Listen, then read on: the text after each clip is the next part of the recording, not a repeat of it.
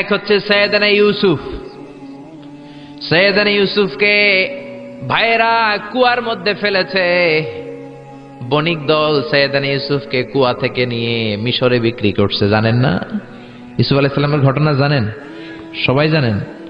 বিক্রি করার পরে মিশরের সেকেন্ড ইন পজিশন সেনাপতি আজিজে মিসর অনেক অনেক টাকা দিয়ে তাকে কিনে নিয়ে জুলাইখার হাতে দিয়েছে। কার হাতে? জুলাইখার নামও জানেন? জুলাইখার হাতে দেওয়ার পরে জুলাইখা তারা নিজের ছেলের মতো মানুষ করতে শুরু করেছে। কিন্তু সৈয়দনা ইউসুফ যখন যুবক হয়ে গিয়েছে, ওনার চেহারা এত সুন্দর ছিল, জুলাইখা নিজেই ইউসুফের প্রেমে পড়ে গিয়েছে। নাউজুবিল্লাহ পড়েন। জুলাইখা বলে, ইউসুফ আমি তোমারে ভালোবাসি। ইউসুফ কয়, আমি আল্লাহরে ভালোবাসি। জুলাইখা বলে, ইউসুফ আমি তোমার সাথে প্রেম করতে চাই। ইউসুফ বলে, আমি কার সাথে প্রেম করতে চাই? প্রেমের কথা কি বললেই হয়? বেটা বলে হইতে হবে না? প্রেম তো চরের জমি নয়, জবরদখল করে হয়। প্রেমের দখল নিতে হলে প্রেমেই নিতে হয়, ঠিক কি না? জুলাইখা বলে, আমি তোমারে ভালোবাসি, আমি তোমার প্রেমে হাবুডুবু খাই। ইউসুফ বলে, আমি কারে ভালোবাসি? কোনোভাবেই ইউসুফরে রাজি করাতে পারে না। জুলাইখার একটা দাসী ছিল, দাসীর নাম কালিমামা। জুলাইখা কালিমামারে বলে, ও কালিমামা, কোনোভাবে ইউসুফরে বুঝাতে পারলাম না। একটা কাজ করবা, আজ রাত 12টার দিকে আমার গোপন কক্ষে নিয়ে আসবা। ওই গোপন কক্ষে যেতে বড় বড় 60টা দরজা পার হইতে হয়। কয়টা? 60টা দরজায় বড় বড় 60টা তালা লাগাবা, তারপরে ইউসুফরে আমার কাছে নিয়ে আসবা। ওই প্রাসাদটা আমি নিজে দেখে এসেছি, যে প্রাসাদের মধ্যে সৈয়দনা ইউসুফ আলাইহিস সালাম আর জুলাইখার এই ঘটনাটা ঘটেছে। মিশরে একটা থানা আছে, ওই থানার নাম বদরেশিন। ওই বদরেশিন থানায় একটা এলাকা আছে নাম আজিজিয়া। এই আজিজিয়া এলাকাতে এই প্রাসাদ তুফানের কবলে এখন ভেঙে পড়েছে। তার পাশেই আছে সিজনে ইউসুফ, ইউসুফের জেলখানা। এই জেলখানাটাও আমি দেখে এসেছি। এই জেলখানাতে ইউসুফ আলাইহিস সালাম 10 বছর জেলে বন্দী ছিল। মিশর একটা পাহাড় আছে তুর পাহাড়, যে তুর পাহাড়ের উপরে উঠে সৈয়দনা মূসা আলাইহিস সালাম 2 বার আল্লাহর সাথে কথা বলেছেন, অনেকবার আল্লাহর সাথে কথা বলেছেন। ওই তুর পাহাড়ে আমি 2 বার উঠেছি। ওইটার উপর একটা মসজিদ আছে, একটা গির্জা আছে, একটা সিনাগোগ আছে। 3 ধর্মের লোকদের কাছে ওইটা পবিত্র জায়গা, সবাই যায়। আমরা মুসলমানরাও যাই, ইহুদিরাও যায়। ইহুদিরা সিনাগোগে যে ইবাদত করে, খ্রিস্টানরা চার্চের ভেতরে গির্জার ভেতরে যে ইবাদত করে, আমরা মসজিদের ভেতরে যে জিকির করি কার?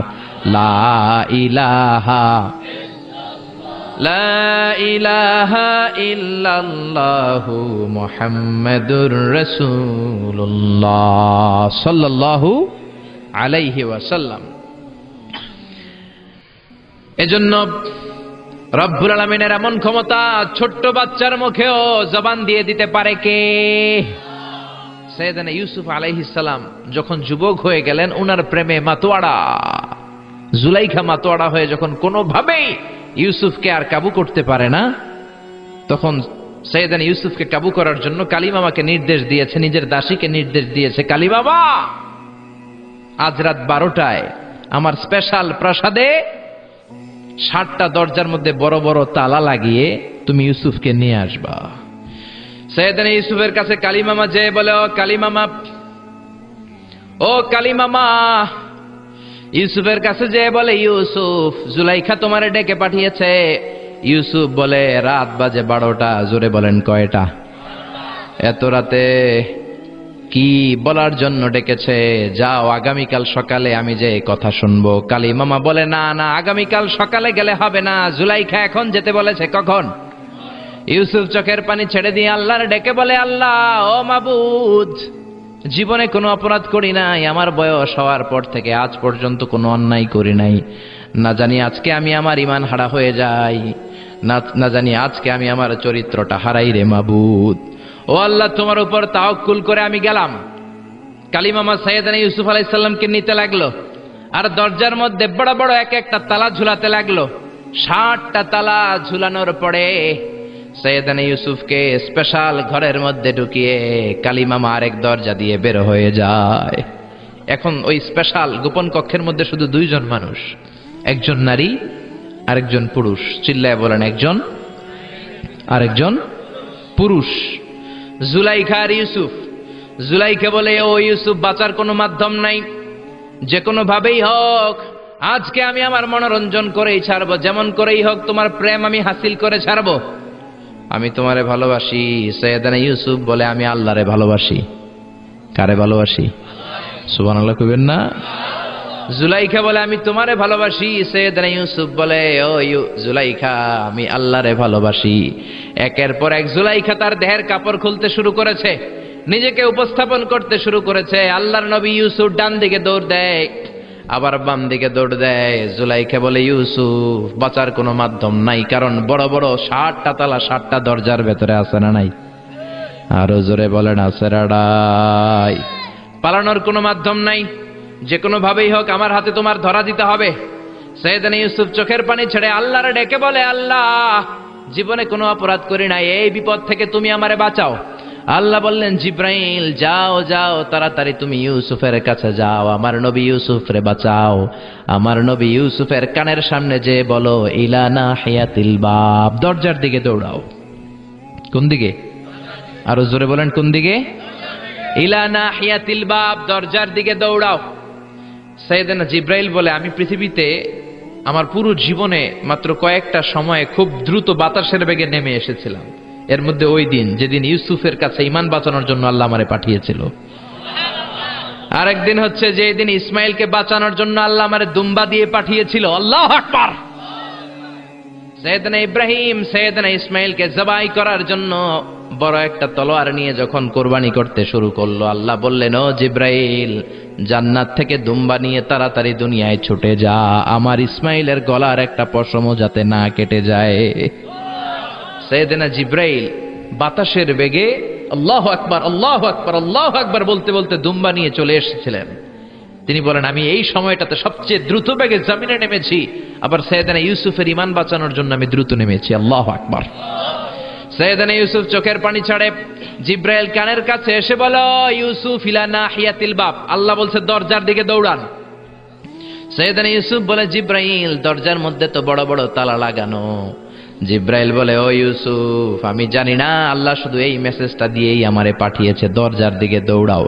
সাইয়েদনা ইউসুফ আল্লাহর উপর তাওয়াক্কুল করে দরজার দিকে দৌড়ালেন। জুলাইখা মনে মনে হাসে।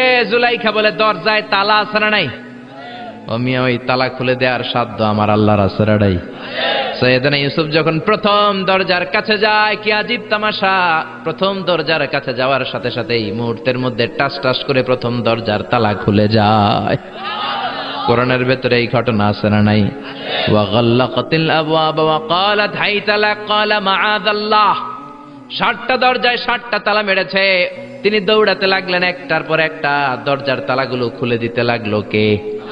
মুসার মতো ঈমান হলে রাস্তা হবে সাগর জলে, ইউসুফের মতন ঈমান হলে একে একে দরজা খোলে। ইব্রাহিমের মতন ঈমান যদি আজও থাকে বিদ্যমান, অগ্নিকুণ্ডে দেখতে পাবে খুবসুরত এক ফুলবাগান। সুবহানাল্লাহ। 6টা দরজার তালা খুলে যাওয়ার পরে 7ম দরজার সামনে যখন সাইয়েদনা ইউসুফ এসেছে, আল্লাহু আকবার বলে দরজার মধ্যে ধাক্কা দেয়, কিন্তু দরজা খুলে না। পিছন দিয়ে জুলাইখা আছে না নাই? আউলাকে সে পাগলা বেশে জুলাইখাও দৌড় দিয়েছে সাইয়েদনা ইউসুফকে ধরার জন্য। ঠিকই ধরে ফেলেছে। সাইয়েদনা ইউসুফের জামায় ধরে টান দেয়াতে সাইয়েদনা ইউসুফ আলাইহিস সালামের জামার পেছন দিয়ে ছিঁড়ে গিয়েছে। ইন দা মিন টাইম দরজাটাও খুলে গিয়েছে। দরজা খুলে যাওয়ার পরে দুইজন তাকিয়ে দেখে আজিজ মেসের দাঁড়ানো, জুলাইখার স্বামী দাঁড়ানো। জুলাইখার স্বামী এই দৃশ্য দেখে তো অবাক, কিরে রাত বাজে 2টা, ইউসুফ হাঁপাচ্ছে ঘামাচ্ছে আর জুলাইখার দেহের কাপড় চোপড়ের অবস্থা ভালো না, কি ঘটনা ঘটেছে আমারে বলো। ফালিয়াতাকাল্লাম আহাদুকুমা শাইআন, দুজনের একজন আমাকে কিছু তো বলো। কেউ কিছু বলে না। জুলাইখা সামনে এসে বলে আজিজে মেসর, দুধকলা দিয়ে আমরা এতদিন সাপ পুষেছি, আজকে গভীর রাতে 7 দরজায় 60টা তালা মেরে ইউসুফ আমার ইজ্জত হানির জন্য ঘরে হামলা দিয়েছে।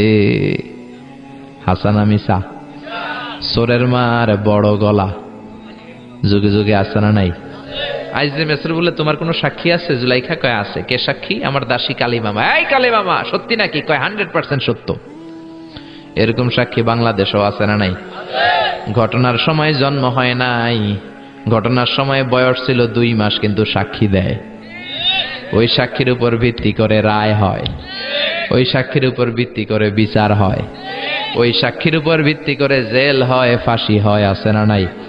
জোরে বলো না, ছেড়ে নাই। আজিজে মিসর বলে, ও ইউসুফ, কেমন করে এই কাজ করলা? তোমার মৃত্যুদণ্ড দেয়া হবে, এখনই মৃত্যুদণ্ড দেয়া হবে। জল্লাদের কাছে তোমার যাওয়ার দরকার নাই, জল্লাদ তোমার সামনে এসে এখনই তোমার ঘাড় কেটে ফেলবে, মাথাটা দেহ থেকে আলাদা করে দিবে। তোমার কোনো সাক্ষী থাকলে বলো।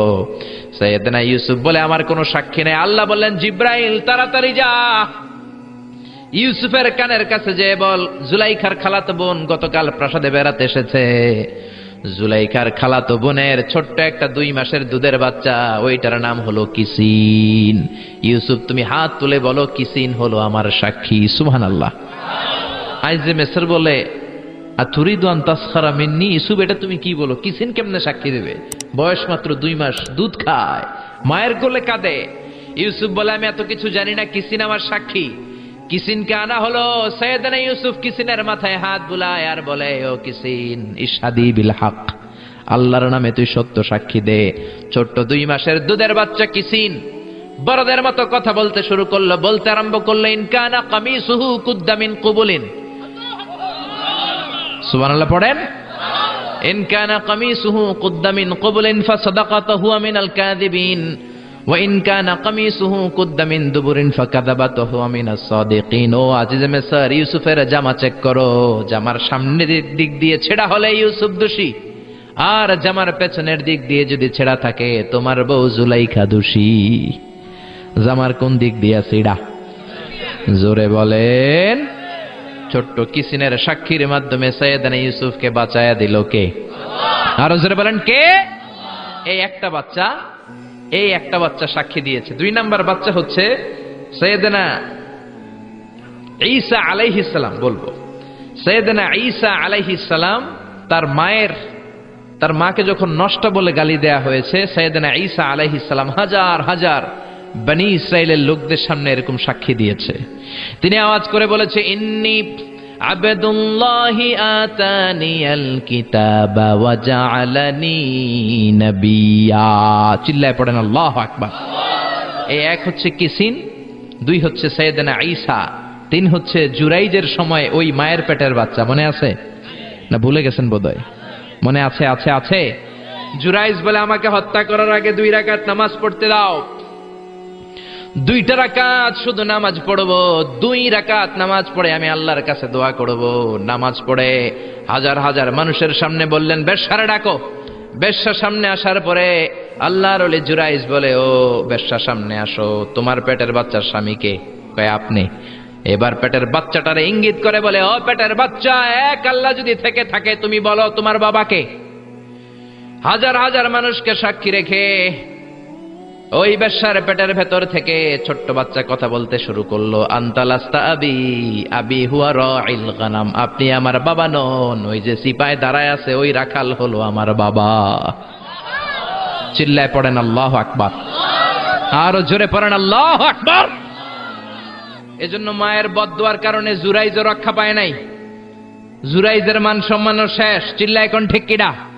এজন্য মা বাবা দোয়া করলেও কবুল, মা বাবা বদদুয়া করলেও কবুল, মা বাবা দোয়া করলেও কবুল হয়, বদদুয়া করলেও কবুল হয়। এজন্য আমার আল্লাহর ফয়সালা 2টা। জোরে বলেন কয়টা? আরো জোরে বলেন কয়টা? 2টা ফয়সালা। কয়টা? 2টা সিদ্ধান্ত। কয়টা? এই সিদ্ধান্তগুলা অনড় সিদ্ধান্ত, এটার কোনো নড়চড় নাই। আর ফয়সালার সিদ্ধান্তগুলো দিয়েছে কে? 1 নাম্বার ফয়সালা হচ্ছে আল্লাহ তা'বুদু ইল্লা ইয়্যা, তোমরা কারো ইবাদত করতে পারবে না একজনের ছাড়া, তিনি কে? আল্লাহ। এজন্য রব্বুল আলামিন বলেন, ওয়া কাদা রাব্বুকা আল্লা তা'বুদু ইল্লা ইয়্যাহু ওয়া বিল ওয়ালিদাইনি ইহসানা। আমি আল্লাহর স্পেশাল ফয়সালা, আমি আল্লাহর অনড় সিদ্ধান্ত, যেই সিদ্ধান্ত কোনোদিন নড়বে না, যেই ফয়সালার কোনো নড়চড় হবে না, ওই ফয়সালার প্রথম ফয়সালা হলো ইবাদত হবে একজনের, তিনি কে? আবার আল্লাহ বললেন, মানব জাতি, জিন জাতি, এই 2টা জাতিকে আমি সৃষ্টি করেছি শুধু আমার ইবাদতের জন্য। ঠিক কিনা?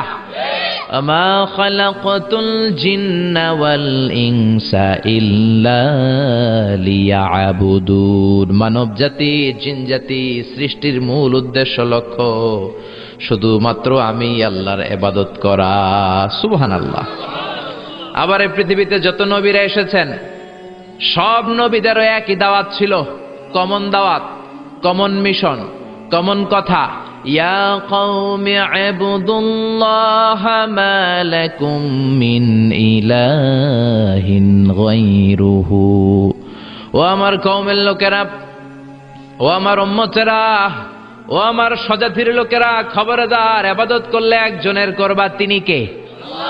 তাহলে আল্লাহর প্রথম ফয়সালা ইবাদত হবে, জিকির হবে, সেজদা দিতে হবে একজনকে, তিনি কে? জিকির করবেন কার? চাইবেন কার কাছে? নাকি খাজা বাবার কাছে, নাকি ল্যাংটা বাবা? কেউ ফিরে না খালি হাতে, খাজারে তোর দরবারেতে। বলে না, বলে না, বলে না? আরে কত দরবার থেকে কত মানুষ খালি হাতে ফিরে আসে। দামি মোবাইল নিয়ে ঢুকছে, চোরে মোবাইল চুরি করে নিয়ে গেছে, এখন মোবাইল তো নাই, খালি হাতে ফিরে আস, কি করবে? দামি জুতা নিয়ে ঢুকছে, জুতা চুরি হয়ে যায়, ধাক্কা ধাক্কিতে জুতা চুরি হয়, তো খালি পায়ে ফিরে আসে, আছে না নাই? অমি একটা দরবার থেকে কেউ কোনোদিন খালি হাতে ফিরে না। দরবারটা কার দরবার? কেউ ফিরে না খালি হাতে, আল্লাহরে তোর দরবারেতে। বলেন, কেউ ফিরে না।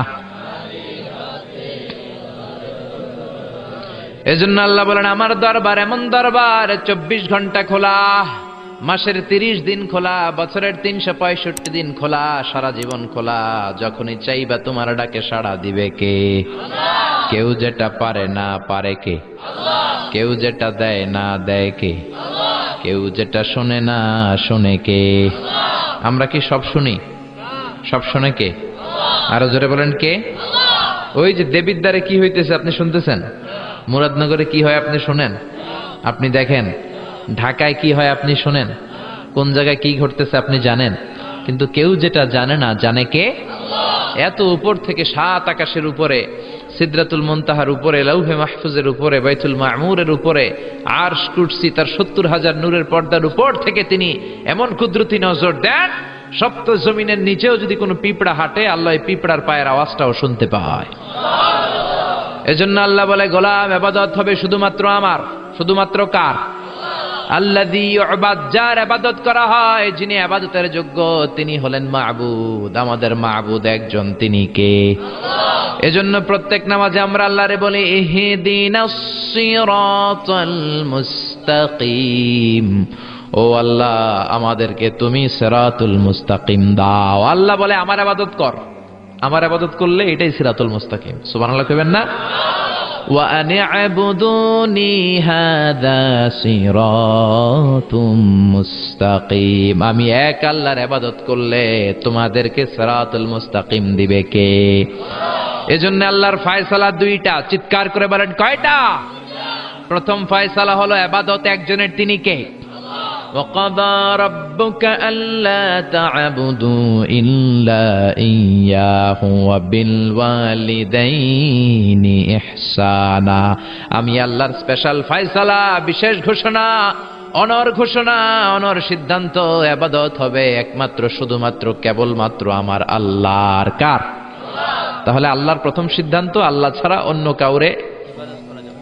কাউর ইবাদত করা যাবে না, অন্য কাউকে সেজদা দেয়া যাবে না। কিন্তু কিছু লোক আছে মসজিদে আল্লাহরও সেজদা দেয়, এই যে মসজিদ ঢুকে আল্লাহর সেজদা দিবে, আর আশেপাশে মাজার থাকলে মাজারে জয় সেজদা দেয়, আছে না নাই?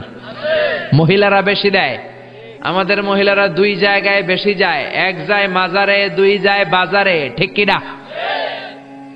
মসজিদে তাদের জায়গা নাই, মাহফিলের প্যান্ডেলে মহিলাদের জন্য প্যান্ডেল হয় না, এজন্য কই যাবে?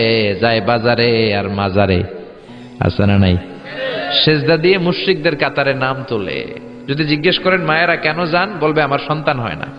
কেউ বলবে আমার 5টা মাইয়া, এখন পোলা লাগবো, বাচ্চার জন্য দরবারে যায়। দরবারে গেলে বাচ্চা হয়, তাহলে ছাগলের যে বাচ্চা হয়, ছাগলে কোন দরবারে যায়? গাভী যে প্রতি বছর একটা করে বাছুর দেয়, গাভী কোন দরবারে গেল? কথা কি আপনাদের মাথায় ঢুকে? এজন্য সেজদা পাবার অধিকারী একজন, তিনি কে? আল্লাহ বললেন, আমি আল্লাহর প্রথম ফয়সালা, খবরদার, এক আল্লাহ ছাড়া অন্য কারো ইবাদত করা যাবে। আল্লাহর প্রথম সিদ্ধান্তের সাথে আমরা একমত না দ্বিমত? সবাই একমত। দ্বিমত পোষণকারী কেউ নাই? এক দুজন থাকতেও পারে। আছে আছে আছে আছে।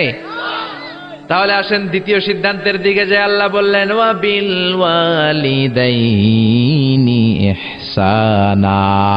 আমি আল্লাহর দ্বিতীয় সিদ্ধান্ত, যেহেতু প্রথম সিদ্ধান্তের সাথে তোমরা সবাই একমত, এবার আমার দ্বিতীয় সিদ্ধান্ত শোনো। ওয়া বিল ওয়ালিদাইনি ইহসানা, মাতা পিতার সাথে ইহসান করবা। কার কথা? ইবাদত হবে আল্লাহর, ইহসান হবে মাতা পিতার। আমরা বললাম আল্লাহ আপনার ইবাদত করব এটা বুঝলাম, কিন্তু মাতা পিতার সাথে কেমন করে ইহসান করব বুঝিয়ে বলেন। ইহসান কি? আল্লাহ নিজেই ইহসানের ব্যাখ্যা দিচ্ছেন। আল্লাহ নিজেই কোরআনে ইহসানের তাফসীর করছেন। আল্লাহ বললেন, ইম্মা ইয়াবলুগান্না ইনদাকাল কিবারা আহাদুহুমা আও কিলাহুমা ফালা তাকুল লাহুমা উফ। ইহসান কাকে বলে? বান্দা শোনো শোনো, তোমাদের মা কিংবা বাবা, একজন কিংবা দুইজন, যখন বার্ধক্যে উপনীত হয়ে যায়, যখন বয়স্ক হয়ে যায়, তাদের কোনো কর্মকাণ্ডে খবরদার নাক ছিটকানো যাবে না, উফ আহ করা যাবে না, উফ শব্দটাও বলা যাবে না। কারণ তুমি তোমার আব্বা আম্মারে কম কষ্ট দাও নাই। তুমি যখন পেশাব করেছো, পায়খানা করেছো, তোমার আব্বা তোমাকে ঘর থেকে বের করে দিয়েছে নাকি? কথা বলেন। শীতের রাতে ডান দিকে নিয়ে তোমার মা তোমারে ঘুমালো, শীতের রাতে ডান দিকে পেশাব করে ভিজিয়ে দিয়েছো, মা তোমারে ঘর থেকে বের করে দেয় নাই, মা তোমারে বাম দিকে রেখেছে, বাম দিকেও পেশাব করছো, মা তখনও বের করে দেয় নাই, বুকের উপরে রেখেছে। রাত 3টার দিকে, মাঘ মাসের শীতে, কনকনে শীতে, বুকের উপরে পেশাব করে মায়ের শাড়িটা ভিজিয়ে দিয়েছো। রাত 3টার দিকে উঠে তোমার মার একটা জামা পড়ে আবার তোমারে বুকে নিয়ে ঘুমায়। তোমার মা কি তোমারে বের করে দিছে নাকি? পেশাব করে পায়খানা করে ঘরটারে তুমি সারখার করেছো, তারপরে তোমার মা বাবা তোমারে বের করে দেয় নাই, তোমারে ঘর থেকে তাড়িয়ে দেয় নাই, তোমার এতিমখানায় রেখে আসে নাই। তোমার মা বাবা বয়স্ক হওয়ার কারণে তাদের কোনো কর্মকাণ্ডে খবরদার নাক ছিটকাবা না, এমনকি উহ আহ উফ শব্দটাও করা যাবে না। কার কথা?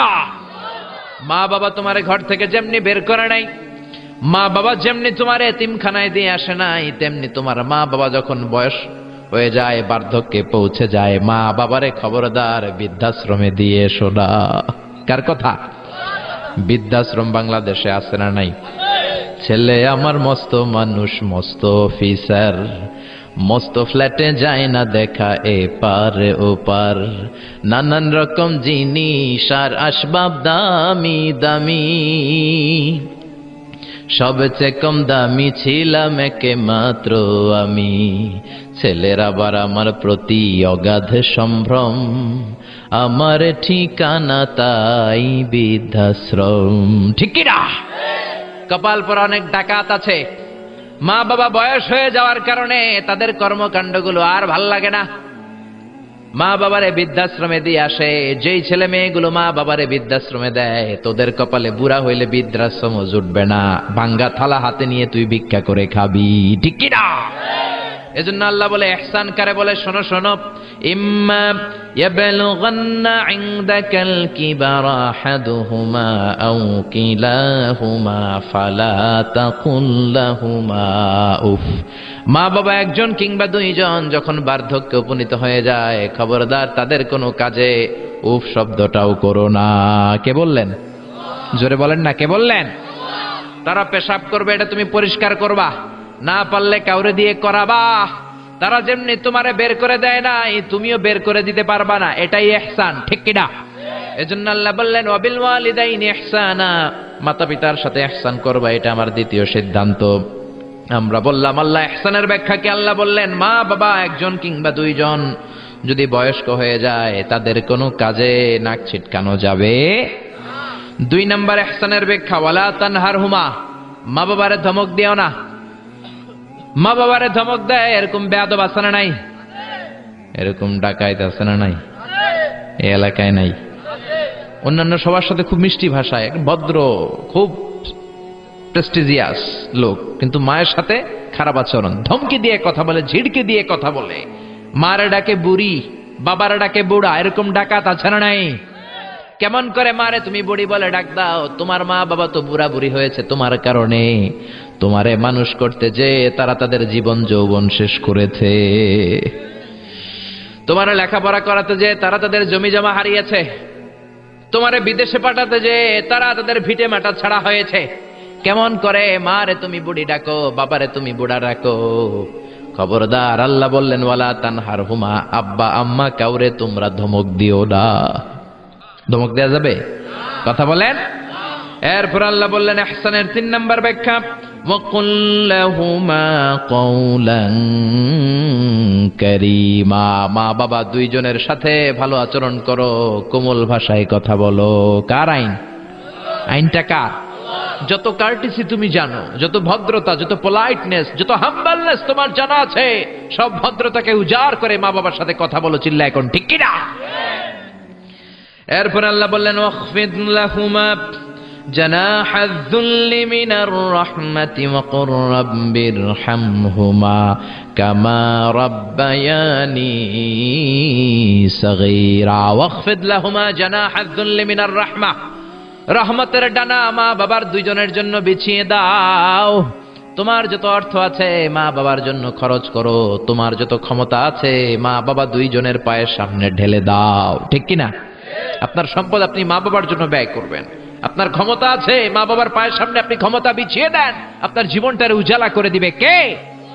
আর আব্বা আম্মা একজন কিংবা দুইজন যদি এই ক্ষণস্থায়ী দুনিয়া ছেড়ে পরপারে চলে যায়, আব্বা আম্মার কবরের সামনে দাঁড়িয়ে দোয়া কর, রব্বির হামহুমা কামা রাব্বায়ানি সাগীরা ওয়া কুর রব্বির হামহুমা কামা রাব্বায়ানি সাগীরা। ও আল্লাহ, আব্বা আম্মা দুজন আমরা যখন ছোট ছিলাম আমাদেরকে যেমনি আদর দিয়ে, সোহাগ দিয়ে, ভালোবাসা দিয়ে আমাদেরকে কাছে টেনে নিয়েছে, আমার আব্বা আম্মা দুইজনকে তুমিও তোমার কাছে আদরের চাদর দিয়ে তোমার কাছে তুমি টেনে নিও। পড়ে না আমিন?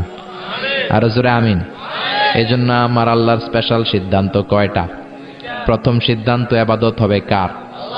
দ্বিতীয় সিদ্ধান্ত ইহসান হবে কার সাথে? দ্বিতীয় সিদ্ধান্তের সাথেও আপনার একমত? এটাও দ্বিমত নাই? এজন্য ইবাদত হবে আল্লাহর, ইহসান করতে হবে মাতা পিতার সাথে। ইহসান মানে ভালো আচরণ, ইহসান মানে খেদমত করা, ইহসান মানে কোমল ভাষায় কথা বলা, ইহসান মানে মা বাবা বেঁচে না থাকলে কবরের সামনে দাঁড়িয়ে দোয়া করা, ইহসান মানে টাকা পয়সা সব মাতা পিতার পায়ের সামনে বিছিয়ে দেয়া। ঠিক কিনা? এই পৃথিবীতে যত ভালো কাজ আছে এই সবগুলো ভালো কাজকে যদি একসাথে র্যাঙ্কিং করেন, র্যাঙ্কিং এ উপরের দিকে চলে যাবে মা বাবার খেদমত। কোন সুবহানাল্লাহ।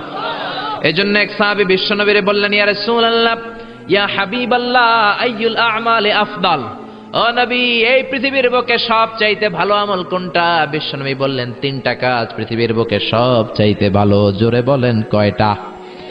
1 নম্বরে as-সালাতু ফি ওয়াক্তিহা, সময় মতো নামাজ।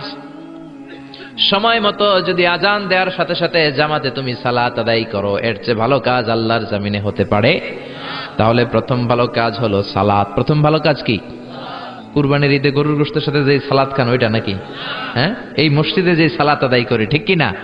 সালাতে কায়েম করো, সালাতে কায়েম করো, হবে সম্মানী তুমি, হবে জান্নাতি তুমি, হবে সম্মানী তুমি, হবে জান্নাতি তুমি, দিবে কাল হাসরে শীতল ছায়া আরশে আজিম, রব্বিয়াল আলা রব্বিয়াল আযীম। আল্লাহু আকবার।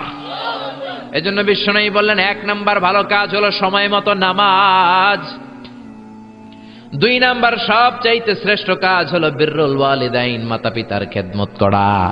3 নাম্বারে আল জিহাদু ফি সাবিলিল্লাহ, আল্লাহর রাস্তায়, আল্লাহর জমিনকে, আল্লাহর জমিনে আল্লাহর দ্বীন বাস্তবায়নের জন্য, দ্বীনের আন্দোলন করার জন্য, দ্বীনকে প্রতিষ্ঠা করার জন্য জিহাদ করা। ওই জিহাদ হলো 3 নাম্বারের ভালো কাজ। তার মানে এই পৃথিবীর শ্রেষ্ঠ আমলগুলোর মধ্যে মা বাবার খেদমতটা আছে না নাই? আবার আরেক হাদিসে বললেন, বিশ্বনবী বললেন, মা বাবার খেদমত করা জিহাদের চাইতেও বেশি সওয়াব। সুবহানাল্লাহ। বাড়িতে যে কইেন, চিল্লায় পড়েন আল্লাহু আকবার। এক সাহাবী আসলো বিশ্বনবীর কাছে, ইয়াস্তাযিনুহুল জিহাদ, এসে বলল, নবী আমারে অনুমতি দেন, আমি জিহাদের ময়দানে যেতে চাই। বিশ্বনবী বললেন, ও সাহাবী, তোমার আব্বা আম্মা কেউ বেঁচে আছে নাকি? সাহাবী বললেন, আছে। বিশ্বনবী বললেন, জিহাদে যাওয়ার দরকার নাই, ফাফিহিমা ফাজাহিদ, ঘরে যাও, বাবা মার খেদমত করো। মা বাবার খেদমত করলে ঘরে বসেই জিহাদের সওয়াব পাবা। আপনার আব্বা আম্মা যদি খুশি হয়, খুশি হয়ে যায় কে? আব্বা আম্মা বেজার হলে বেজার হয় কে? রিদার রাব্বি ফি রিদাল ওয়ালিদ ওয়া সাখাতুর রাব্বি ফি সাখাতিল ওয়ালিদ। আপনার বাবা মা যদি আপনার উপর খুশি হয়ে যায়, রব্বুল আলামিন আরশের উপর থেকে আপনার উপর খুশি হয়ে যায়। সুবহানাল্লাহ বলেন। এজন্য মা বাবার দোয়া নেওয়ার দরকার আছে না নাই? বাবা হলো আমাদের বড় পীর সাহেব, মা হলো সবচেয়ে বড় ওলি।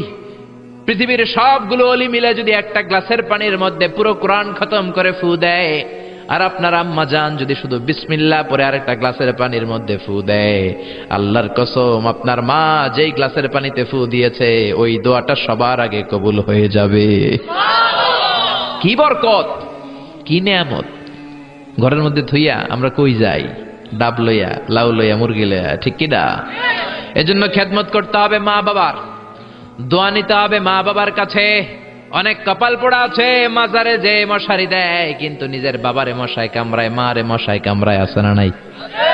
মাজারে মশারি টাঙ্গায় রাখে, ওর বাবারে কামড়াবে। ভন্ডের এক শের, ঠিক কিনা? এই ভন্ডের সাথে, ভন্ডামির সাথে ইসলামের কোন সম্পর্ক? দো দিল বান্দা কালমা চোর, না পায় শ্মশান না পায় ঘোর, দিন থাকিতে আয়রে পথে ছাইড়া দে ভন্ডামি, ভন্ডামি ভন্ডামি ভন্ডামি। এদেশে ভন্ডামি আছে না নাই? এ এলাকা একটু কম না? নামাজ কালাম পড়ে না, ইবলিস শয়তানের নানা, আছে না নাই? নামাজ রোজা করে না, ইবলিস শয়তানের নানা, ধর্মের একখান খুঁটি ধইরা কয়দিন করবা হয়রানি, ভন্ডামি ভন্ডামি ভন্ডামি, ছাইড়া দে ভন্ডামি, ঠিক কি না?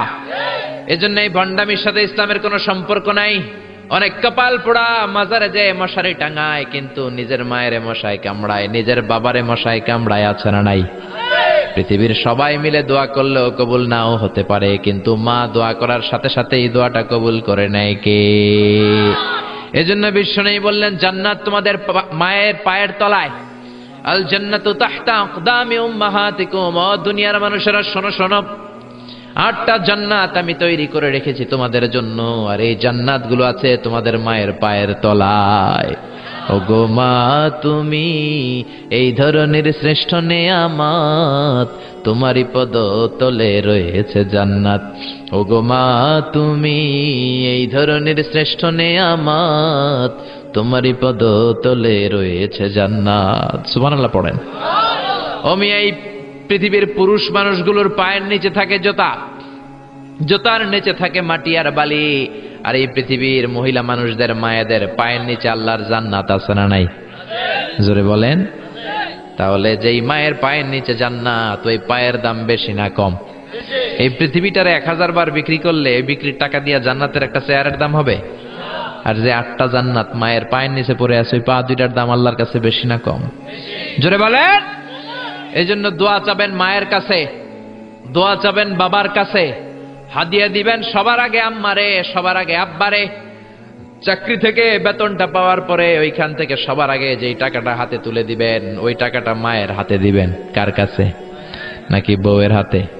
বউয়ের হাতে দিবেন, কিন্তু আগে মায়ের হাদিয়া করবেন, ঠিক কি না? কারণ বউ গেলে বউ পাওয়া যায়, বন্ধু গেলে বন্ধু পাওয়া যায়, গার্লফ্রেন্ড চলে গেলে গার্লফ্রেন্ড পাওয়া যায়, মা চলে গেলে মা পাওয়া যায় নাকি? জোরে বলেন। মা চলে গেলে মা আর ফিরে আসে না।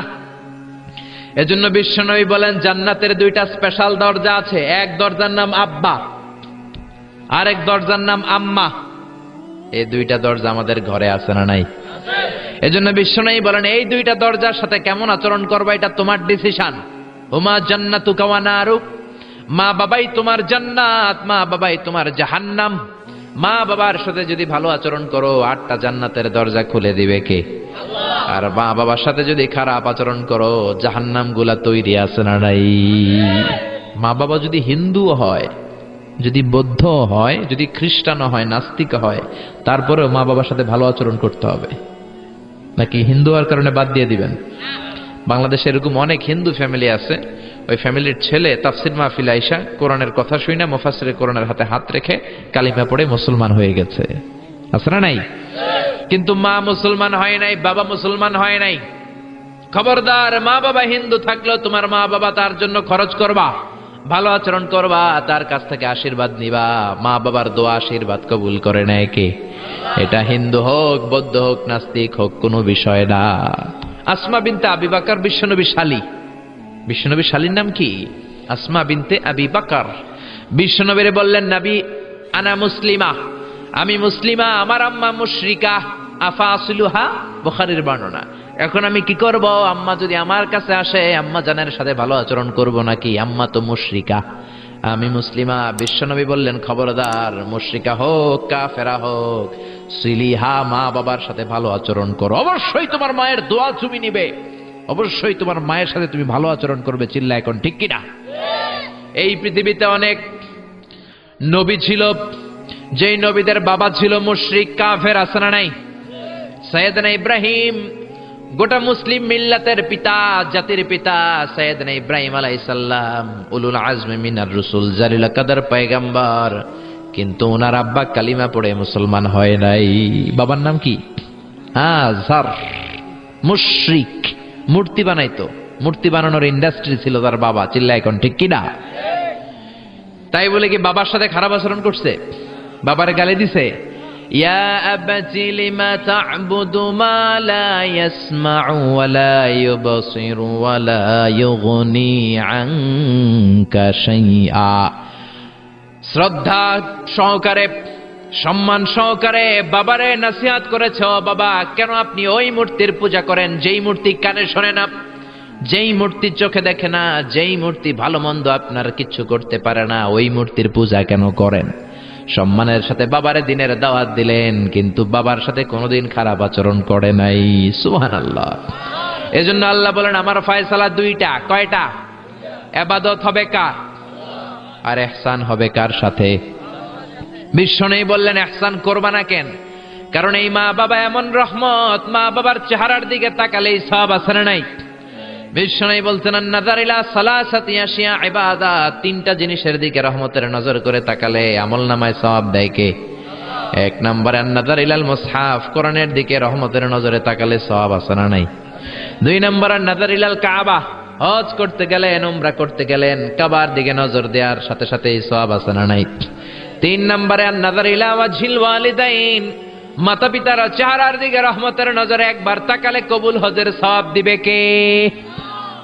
এক সাহাবী বললেন, ও নবী গো, ওয়ালাউ মিআ মাররা, 100 বার যদি আমি আমার আম্মার চেহারার দিকে রহমতের নজরে তাকাই, তাহলে কি 100টা কবুল হজের সওয়াব হবে নাকি?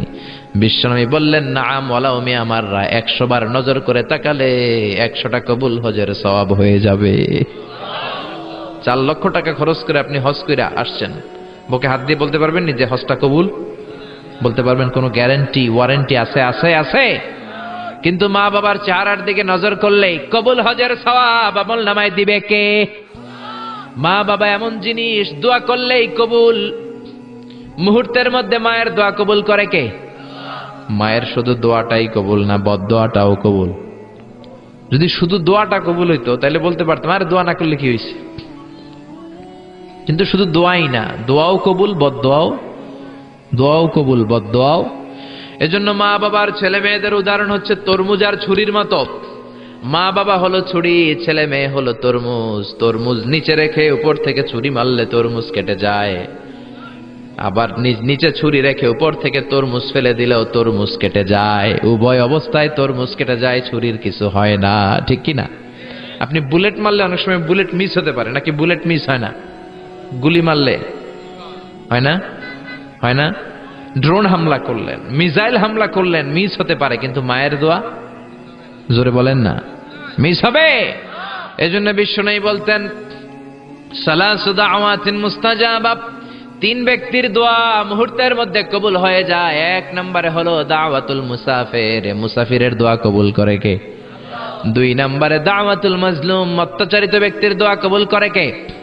3 নম্বরে দাওয়াতুল ওয়ালিদাইনি লিওয়ালাদিহি, মাতা পিতার দোয়া, যখন মাতা পিতা ছেলে মেয়েদের জন্য দোয়া করে, ওই দোয়াটাও কবুল করে কে?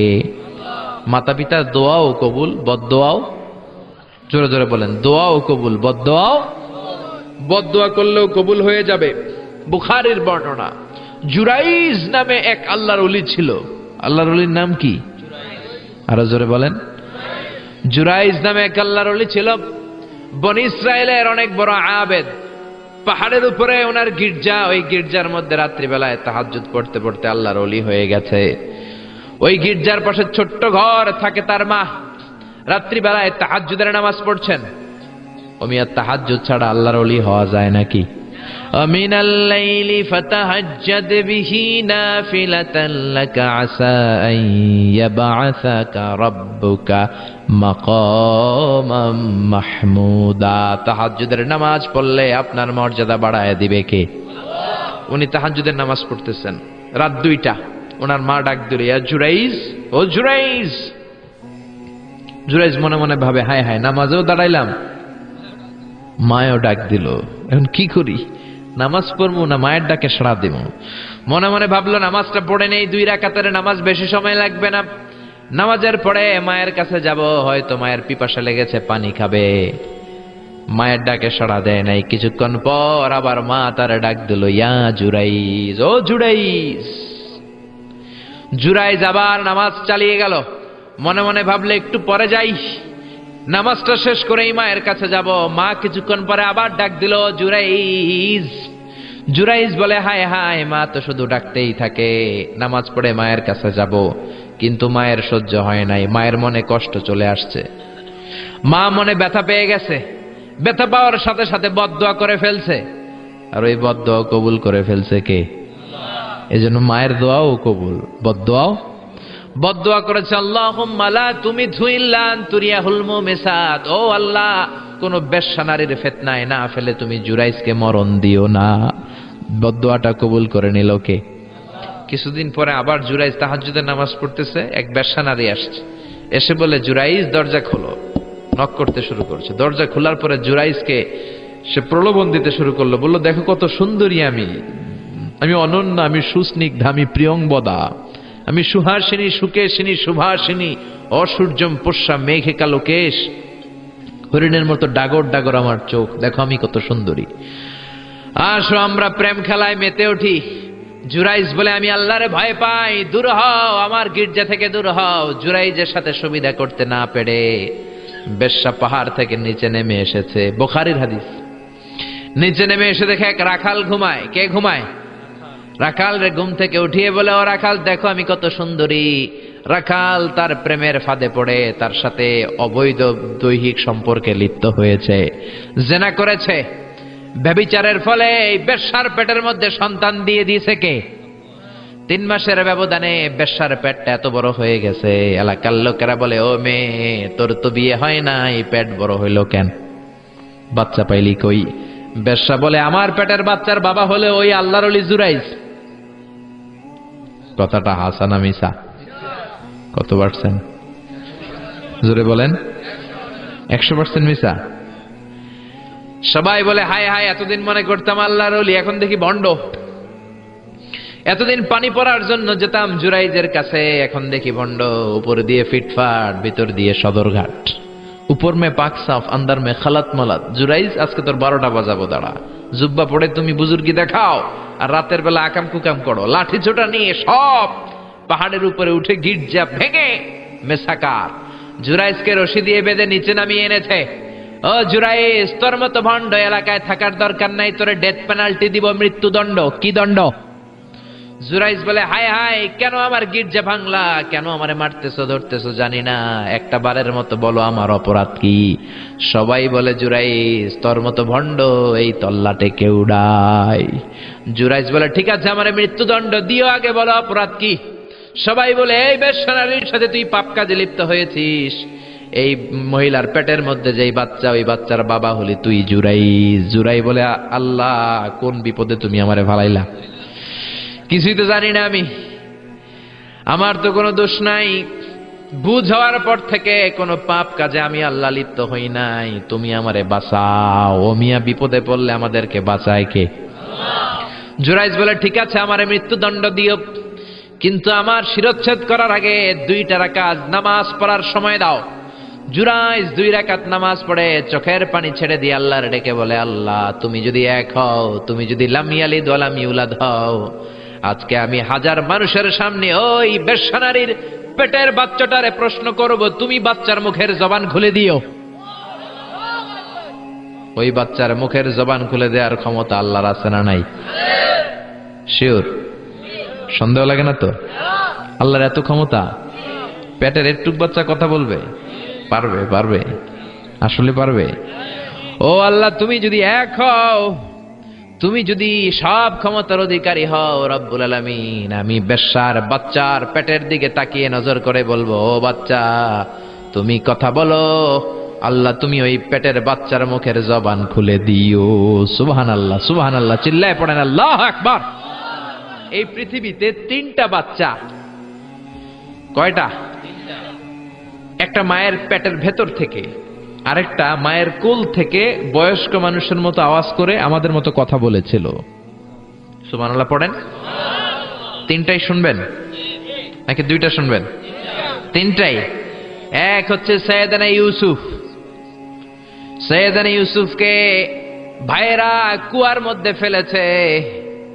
বণিক দল সৈয়দনা ইউসুফকে কুয়া থেকে নিয়ে মিশরে বিক্রি করছে, জানেন না? ইউসুফ আলাইহিস সালামের ঘটনা জানেন? সবাই জানেন। বিক্রি করার পরে মিশরের সেকেন্ড ইন পজিশন সেনাপতি আজিজে মিসর অনেক অনেক টাকা দিয়ে তাকে কিনে নিয়ে জুলাইখার হাতে দিয়েছে। কার হাতে? জুলাইখার নামও জানেন? জুলাইখার হাতে দেওয়ার পরে জুলাইখা তারা নিজের ছেলের মতো মানুষ করতে শুরু করেছে। কিন্তু সৈয়দনা ইউসুফ যখন যুবক হয়ে গিয়েছে, ওনার চেহারা এত সুন্দর ছিল, জুলাইখা নিজেই ইউসুফের প্রেমে পড়ে গিয়েছে। নাউজুবিল্লাহ পড়েন। জুলাইখা বলে, ইউসুফ আমি তোমারে ভালোবাসি।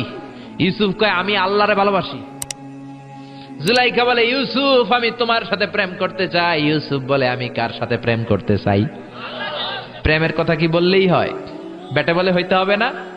প্রেম তো চরের জমি নয়, জবরদখল করে হয়। প্রেমের দখল নিতে হলে প্রেমেই নিতে হয়, ঠিক কি না? জুলাইখা বলে, আমি তোমারে ভালোবাসি, আমি তোমার প্রেমে হাবুডুবু খাই। ইউসুফ বলে, আমি কারে ভালোবাসি? কোনোভাবেই ইউসুফরে রাজি করাতে পারে না। জুলাইখার একটা দাসী ছিল, দাসীর নাম কালিমামা। জুলাইখা কালিমামারে বলে, ও কালিমামা, কোনোভাবে ইউসুফরে বুঝাতে পারলাম না। একটা কাজ করবা, আজ রাত 12টার দিকে আমার গোপন কক্ষে নিয়ে আসবা। ওই গোপন কক্ষে যেতে বড় বড় 60টা দরজা পার হইতে হয়। কয়টা? 60টা দরজায় বড় বড় 60টা তালা লাগাবা, তারপরে ইউসুফরে আমার কাছে নিয়ে আসবা। ওই প্রাসাদটা আমি নিজে দেখে এসেছি, যে প্রাসাদের মধ্যে সাইয়েদনা ইউসুফ আলাইহিস সালাম আর জুলাইখার এই ঘটনাটা ঘটেছে। মিশরে একটা থানা আছে, ওই থানার নাম বদরেশিন। ওই বদরেশিন থানায় একটা এলাকা আছে নাম আজিজিয়া। এই আজিজিয়া এলাকাতে এই প্রাসাদ তুফানের কবলে এখন ভেঙে পড়েছে। তার পাশেই আছে সিজনে ইউসুফ, ইউসুফের জেলখানা। এই জেলখানাটাও আমি দেখে এসেছি। এই জেলখানাতে ইউসুফ আলাইহিস সালাম 10 বছর জেলে বন্দী ছিল। মিশর একটা পাহাড় আছে তুর পাহাড়, যে তুর পাহাড়ের উপরে উঠে সাইয়েদনা মূসা আলাইহিস সালাম 2 বার আল্লাহর সাথে কথা বলেছেন, অনেকবার আল্লাহর সাথে কথা বলেছেন। ওই তুর পাহাড়ে আমি 2 বার উঠেছি। ওইটার উপর একটা মসজিদ আছে, একটা গির্জা আছে, একটা সিনাগোগ আছে। 3 ধর্মের লোকদের কাছে ওইটা পবিত্র জায়গা, সবাই যায়। আমরা মুসলমানরাও যাই, ইহুদিরাও যায়। ইহুদিরা সিনাগোগে যে ইবাদত করে, খ্রিস্টানরা চার্চের ভেতরে গির্জার ভেতরে যে ইবাদত করে, আমরা মসজিদের ভেতরে যে জিকির করি কার? লা ইলাহা লা ইলাহা ইল্লাল্লাহু মুহাম্মাদুর রাসূলুল্লাহ সাল্লাল্লাহু আলাইহি ওয়াসাল্লাম। এজন্য রব্বুল আলামিনের এমন ক্ষমতা, ছোট্ট বাচ্চার মুখেও জবান দিয়ে দিতে পারে কে?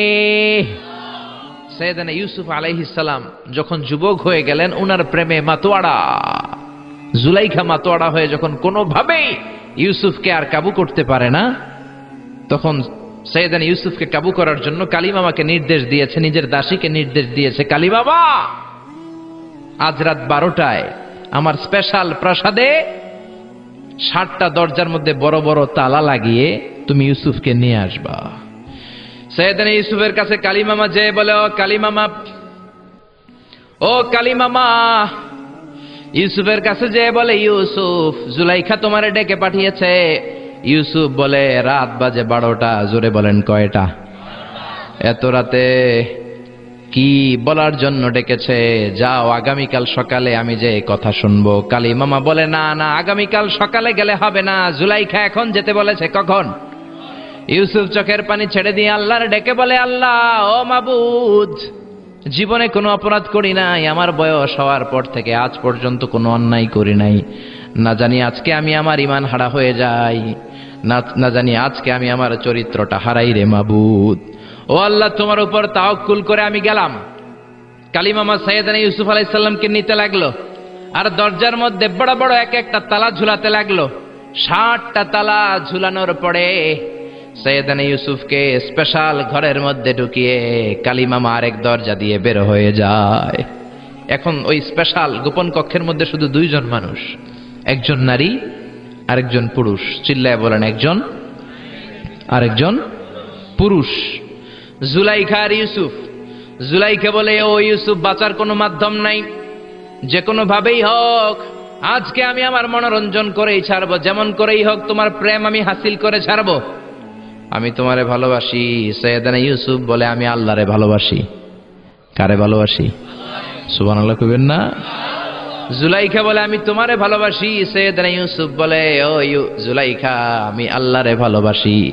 একের পর এক জুলাইখা তার দেহের কাপড় খুলতে শুরু করেছে, নিজেকে উপস্থাপন করতে শুরু করেছে। আল্লাহর নবী ইউসুফ ডান দিকে দৌড় দেয়, আবার বাম দিকে দৌড় দেয়। জুলাইখা বলে, ইউসুফ, বাঁচার কোনো মাধ্যম নাই, কারণ বড় বড় 60টা তালা 60টা দরজার ভেতরে আছে না নাই? আরো জোরে বলেন, আছে রাডাই। পালানোর কোনো মাধ্যম নাই, যে কোনো ভাবেই হোক আমার হাতে তোমার ধরা দিতে হবে।